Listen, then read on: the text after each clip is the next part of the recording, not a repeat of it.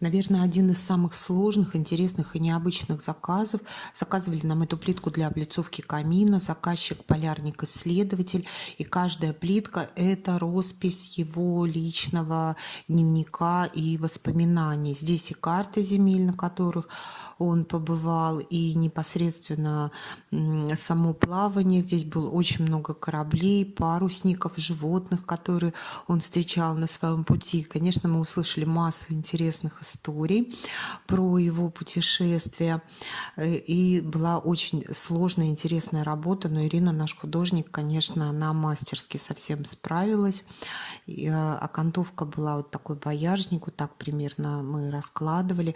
И вот такой вот получился камин, книга, дневник.